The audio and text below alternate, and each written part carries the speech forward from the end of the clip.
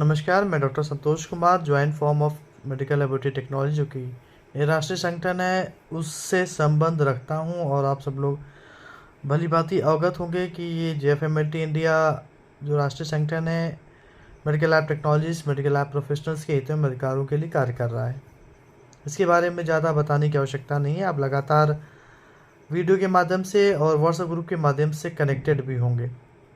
एक बहुत ही महत्वपूर्ण जानकारी जो कि allied and health care profession से है, जो कि ministry of health and family welfare, government of India के अंतर्गत एक कमीशन, जो कि national commission for allied and health care बनाया गया है, जिसके अंतर्गत 8 तरीके की काउंसिल्स का गठन किया जा रहा है। उसी के अंतर्गत मेडिकल लैब टेक्नोलॉजिस्ट के रेगुलेशंस के लिए, उनके रजिस्ट्रेशन के लिए, उनके राइट्स के लिए council for medical laboratory and life sciences का गठन की प्रस्तावना या गठन की प्रोसेस जारी कर दी गई है। अभी हाल ही में एक जो नेशनल कमीशन है, national commission for allied and health care profession, उसके द्वारा एक ड्राफ्ट करिकुलम के संबंध में जारी किया गया था, जिस पर आप सब लोगों ने बहुत ही उम्दा तरीके से अपने सुझाव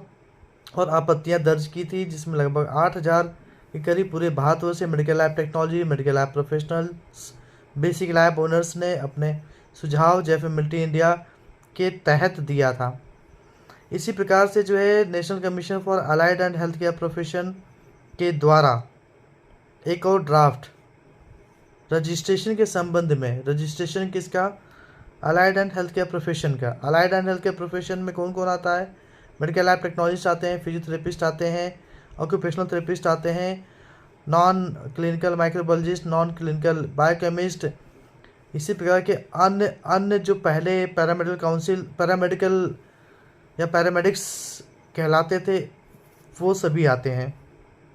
तो अभी हाल ही में इसी माह में जो है इसी माह की अंतिम तिथि है, जो कि अक्टूबर में 25 अक्टूबर तक ड्राफ्ट पर सजेशन एवं ऑब्जेक्शन सबमिट करने के लिए नोटिस जारी किया गया है। National commission for allied and health care, ministry of health and family welfare. अब ये जो रेगुलेशन रजिस्ट्रेशन की बात कही गई है, उसमें किस प्रकार का रजिस्ट्रेशन होगा, किसका रजिस्ट्रेशन हो गया, वो कौन लोग होंगे, जिनकी क्वालिफिकेशन क्या होगी, इस संबंध में विस्तार से बताया गया है।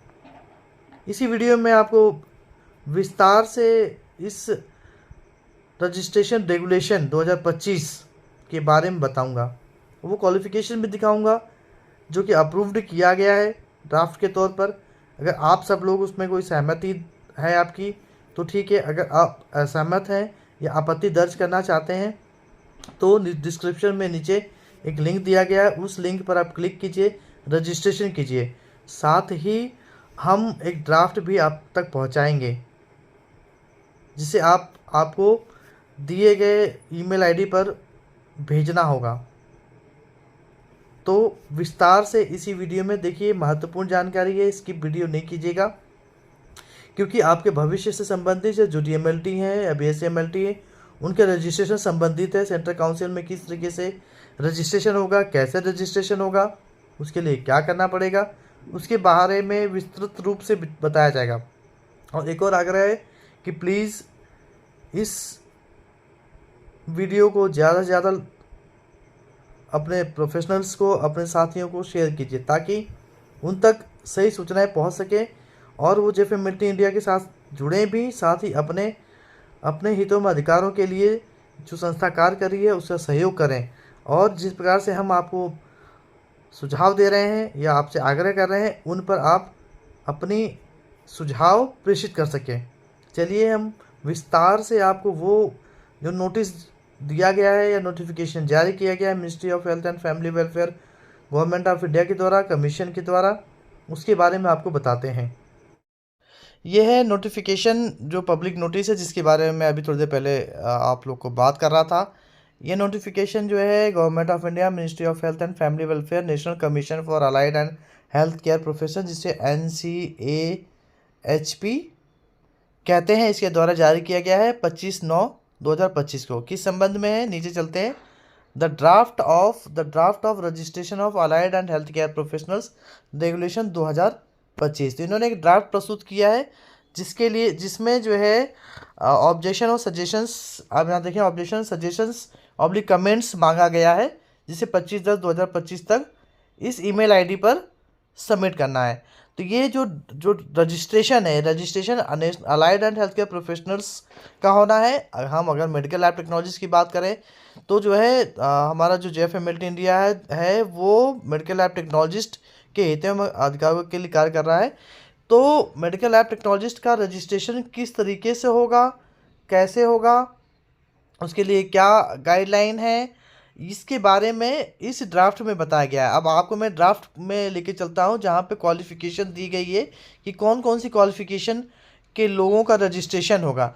और इस संबंध में जो है JFMLT इंडिया के द्वारा एक रजिस्ट्रेशन का प्रोसेस और किया जा रहा है, जो कि क्वालिफ़िकेशन जिनकी इस ड्राफ्ट के अंदर नहीं डाली गई है उस संबंध में रजिस्ट्रेशन करनी है, तो उसको भी हम आपको बताएंगे और उस पर भी रजिस्ट्रेशन करना अनिवार्य है। तो हम नीचे चलते हैं, थोड़ा सा लंबा है, आप यहाँ देखेंगे लिखा भी हुआ है, the national commission for allied and health care professions registration of allied and health care professionals regulation.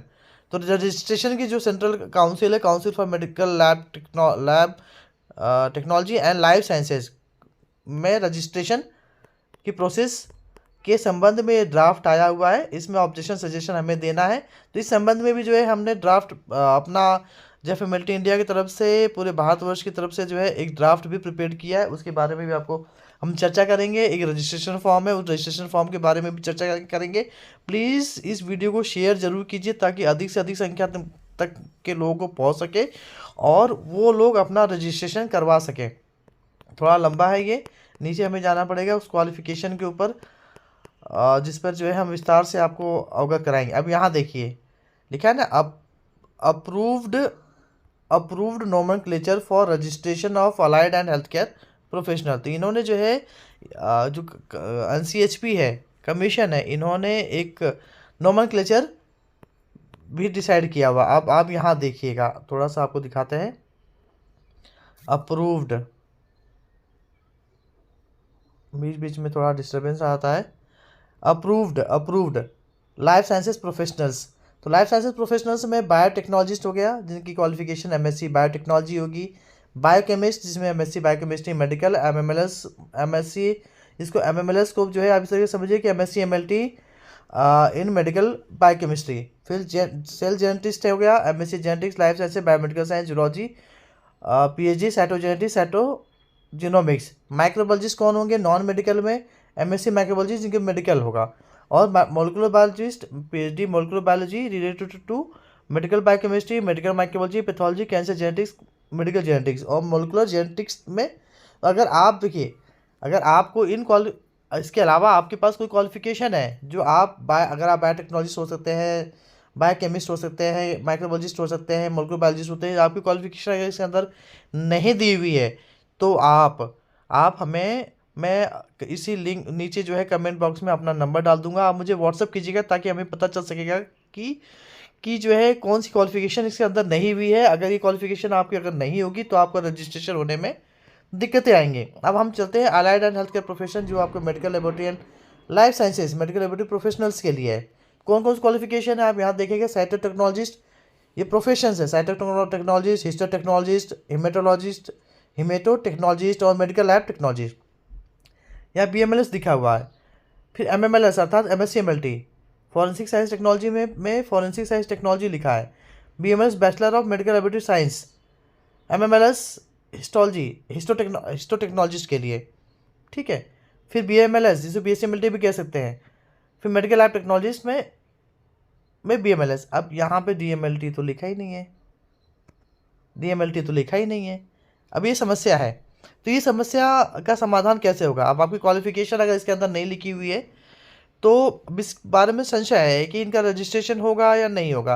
ये क्लेरिफिकेशन अभी तक नहीं आया है, लेकिन हम मान के चल रहे हैं कि रजिस्ट्रेशन होना चाहिए या किया जाना चाहिए। लेकिन रजिस्ट्रेशन किस तरीके से होगा, DMLT का रजिस्ट्रेशन किस तरीके से होगा। अब सरकार के पास तो DMLT का डेटा भी नहीं है कि कितने प्रतिशत लोग हैं जो DMLT किए हुए हैं, और लगभग हम मान के चलते हैं कि कि जो पुराने में डीएमएलटी जो है मैक्सिमम 90% लोग होंगे जो कि डीएमएलटी क्वालिफिकेशन वाले होंगे।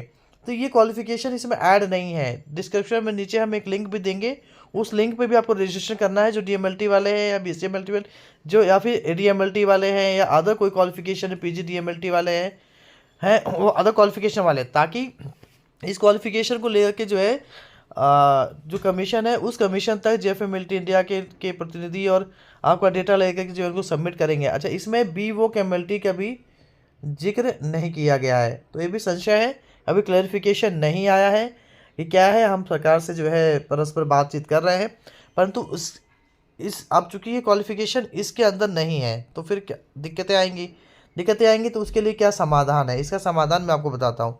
इसका समाधान ये है, हम वापस चलते हैं हम वापस चलते हैं। आपको जो है जो लिंक हमने जो दिया है, लिंक बता रहे हैं हम, उस लिंक की तरफ चलते हैं। ये लिंक है आपके व्हाट्सएप ग्रुप में भी जो है ये लिंक दिया गया है। ये वाला लिंक जो आप देख पा रहे होंगे, ये लिंक दिया गया है, व्हाट्सएप ग्रुप में भी दिया गया है, और आप इसी जो हमारी वीडियो है नीचे डिस्क्रिप्शन में भी लिंक दिया गया है जिसमें मैंने लिखा हुआ है रजिस्ट्रेशन करें। तो आप उसको सिंपली क्लिक कीजिएगा, यहाँ क्लिक कीजिए। हम क्लिक करते हैं। क्लिक करने के बाद आपको किस तरीके से फॉर्म भरना है वो हमको बता रहे हैं आपको। ये ज़रूरी है ताकि आपका डेटा जो है सरकार तक हम पहुंचा सकें। यहाँ रजिस्ट्रेशन करना है, जेएफएमएलटी रजिस्ट्रेशन फॉर्म। तो ये आपका डेटा कलेक्शन होगा।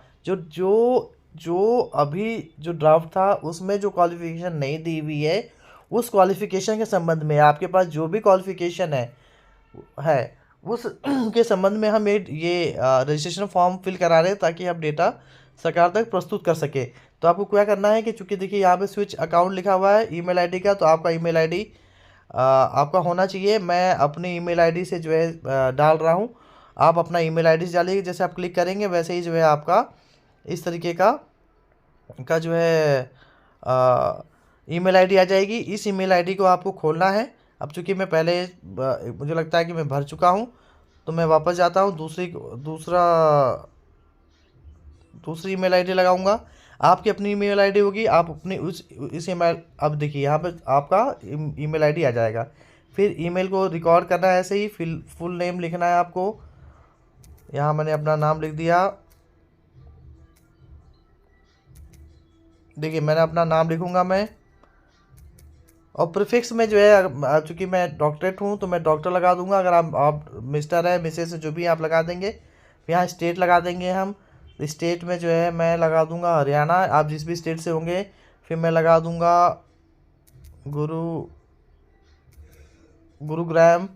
अब यहाँ पे जो है आपको लिखना है राइट योर लैब नेम। आपकी अगर आपकी खुद की लैब है, आप बेसिक लैब ओनर है तो अपनी लैब का नाम लिखिए, या कहीं आप काम करते हैं तो वहाँ का नाम लिखिए, किस हॉस्पिटल में काम कर रहे हैं तो वहाँ का लिखिए। अगर आप किसी यूनिवर्सिटी या कॉलेज में जो है कार्यरत है तो वहाँ का नाम लिखिए। अब चूँकि जो लैब से संबंधित है तो मैं अपना लैब का नाम डाल देता हूँ, वैसे प्रकार से आप डाल देंगे RUMLT यस करने के बाद जो आप फिर नेक्स्ट चलेंगे।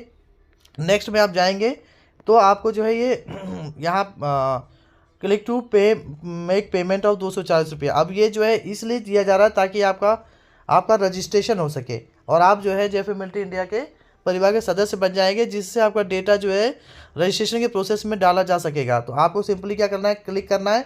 क्लिक करने के बाद जो है आपको पेमेंट करना होगा, और ये पेमेंट जो है पेमेंट होने के बाद जो है फिर वापस, अब चूँकि आप पेमेंट करेंगे, पेमेंट करने के बाद जो है ये आपका पेमेंट स्लिप जो है रिसिप्ट आपके फ़ोन में स्टोर हो जाएगी। फिर आपको वापस जाना है गूगल फॉर्म पे। अब यहाँ आप देखेंगे तो अटैच पेमेंट प्रूफ स्क्रीनशॉट, तो आपको जो है यहाँ पर इस ऐड फाइल पर क्लिक करना है। इस ऐड फाइल पे क्लिक करना है। तो आप क्लिक करेंगे, मैं क्लिक करता हूँ, और क्लिक करने के बाद जो है फिर ब्राउज़ करेंगे, या इसको क्लिक करेंगे। ब्राउज़ करने के बाद फ़ोटोज़ और वीडियोज़ में डालेंगे। जो आपका गैलरी होगा वहाँ पर, उस गैलरी में मैं सर्च करता हूँ पेमेंट स्लिप कहाँ है। ये स्लिप आ गई है, ये स्लिप मैंने अटैच कर दी। अभी अटैच हो गई। अटैच करने के बाद जो है फिर मैं नेक्स्ट में जाऊँगा। ठीक है, नेक्स्ट में जाऊँगा। नेक्स्ट में जाने के बाद जो है फिर यहाँ पे अपना मोबाइल नंबर डालेंगे हम, आप अपना डालिएगा। ठीक है, ये हमने डाल दिया। डालने के बाद डेट ऑफ बर्थ, जो भी आपकी डेट ऑफ बर्थ होगी आप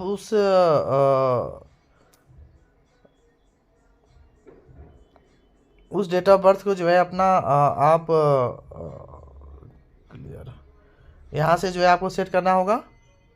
ठीक है, अब डाल दीजिएगा। डालने के बाद जो अटैच और योर गवर्नमेंट आईडी प्रूफ, अब यहाँ पे जो है आपके पास जो भी गवर्नमेंट की जो भी आईडीज़ होंगी, आप सबको लोग को पता है कौन सी आईडीज़ होती हैं, है उसको अटैच करना है ताकि प्रूफ रहे।